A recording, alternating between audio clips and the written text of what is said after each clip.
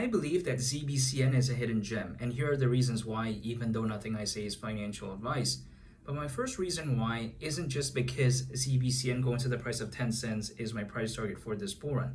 However, the way I take a look at it is that when it comes to Zebec as a project, people don't really view this as a solid alternative, at least in a lot of cases I've seen, to something like XLM, XRP, or to something like, let's say, XDC. People usually think about the top two projects in this space as being XRP and XLM. I'm talking about the payments, the global trade and finance space. But again, they view that as the top two. And number three, they take a look at XDC. But really beyond that, they don't consider other projects. But then the crazy thing about ZBCN is this: way lower market cap than something like XDC. Arguably, also, we take a look at its hypothetical potential in terms of price increase. So the way I take a look at it is that when it comes to ZBCN, isn't it a no-brainer for me? It's a very amazing project, focused on the exact same markets as Ripple, aka XRP, Stellar, aka XLM, and XDC, but then at the same time, way lower market cap. Why not? If I believe in those three projects, which I do, and I believe in the payments market, in the global trade and finance market, why would I not believe in something like this? Now, inherently, because it is lower, I would arguably say it's less stable. There's more risk involved, I would arguably say. However, I don't mind that because I'm willing to take a chance on this. Now, I'm not just only holding ZBCN, but even besides that, I don't mind taking a chance on this because the way I view it is that the hypothetical upside for something like this is too good for me to pass up on. It may never reach it, but at least the hypothetical potential of it makes it very appetizing to me. 10 cents is currently around an 84x from here. Now, not too long ago, it was actually around a 100x from here, but of course, ZBCN pumped. So my hypothetical prediction is somewhat becoming closer and closer, but even besides that, there's still ways to go here. But really, if it were to go to the price of 10 cents, considering current circulating supply, market cap would be around $7.5 billion. I mean, are you kidding me? This is the way you take a look at it. If XRP reaches a market cap of, let's say, $800 billion, XLM reaches around $300 billion, and then let's say somewhere along there, XDC goes to around $40 to $60 billion in terms of market cap. Let's say that's combined, right? Over $1 trillion in terms of market cap. Let's say it does that during a fully fledged pour in those three projects. Are we saying less than 10% of that can't flow into this? You know what I mean? Like, it doesn't even feel that crazy to me. So ZBCN doesn't need a crazy high market cap to do pretty good. Just even relatively speaking, kind of low market cap, it doesn't seem that bad to me. And I think there's a bright future here because the global trade and finance market is predicted to reach up to $5 trillion in value by 2028, according to Mordor Intelligence. And also, even the payments market currently is valued at over $2 trillion. So when people argue, oh man, there's too many competitors within this space, I disagree with that. I mean, there's not that many competitors to begin with.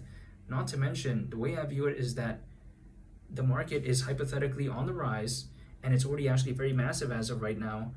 So I do view this as a no-brainer for me. Now all I gotta do is just stay patient, because on top of being focused on those markets, Zebec actually has more layers to what ordinarily people view a project within this space as being, because Zebec, it's focused on RWA payments. RWA stands for real world asset. And keep in mind, Zebec is not the only thing focused on this, but it's a good addition, and it, I think, brings more variety to something like Ripple and Stellar, which feels a little bit boring to some people. But even besides that, if we take a look at RWA tokens, they are digital representations of physical assets on the blockchain, and these assets can be, for example, in sectors such as real estate, art, bonds, stocks, so there's a lot of possibilities there. Zebec is also focused on something called AI-based PayFi. Now, we take a look at PayFi, what does that stand for? Payment finance. Now, of course, if we take a look at, again, AI-based PayFi, I think this right here is a perfect combination because, I mean, the AI market is predicted to reach nearly $2 trillion by 2030, according to Grandview Research. Yet again, because, they like to predict things, but I'm just saying, Zebec feels like it has the perfect recipe. Not to mention, Zebec has investors allegedly like Solana Ventures and also Circle, which is the creator of USDC. That's massive. It's also partners with MasterCard, allegedly, something like Visa, JP Morgan, Bank of America. I mean, we're talking about a real deal project here, in my opinion. It doesn't guarantee it's going to do good, but when I take a look at something like that, when I take a look at how low the market cap is, it's a no-brainer for me. Zebec has all the right pieces. I think it's a hidden gem.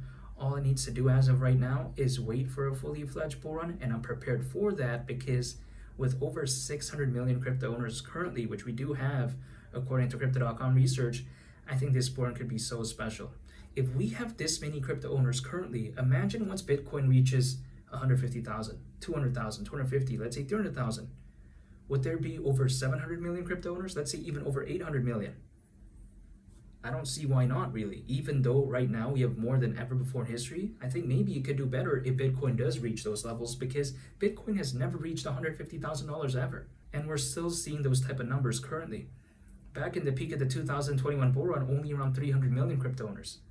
I think this bull run could be very special.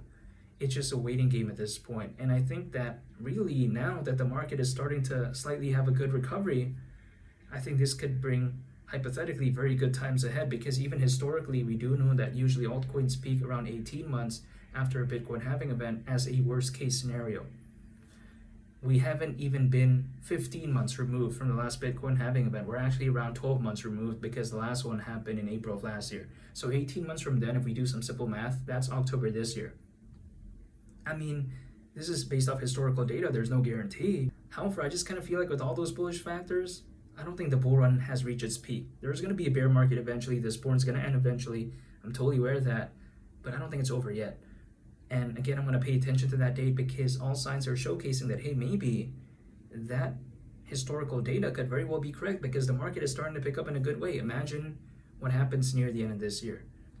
Hopefully it becomes better, but I'm staying patient, and 10 cents, that wouldn't surprise me. When it comes to ZBCN, I think it's hypothetical upside. Percentage-wise, in terms of price, greatly defeats XRP, XLM, and XDC in the next 6 to 12 months. It's a no-brainer for me, and even though it's not exactly a microcap or a very small project, I think it's a hidden gem in the grand scheme of things because not many people consider this as a great alternative to the market leaders, but I do, and I think it's a hidden gem in my opinion. And make sure to subscribe if you gain value from this video. I'd greatly appreciate it. It's Mali the Captain, and I'll catch y'all on the next one. I'm out. Peace. Bye.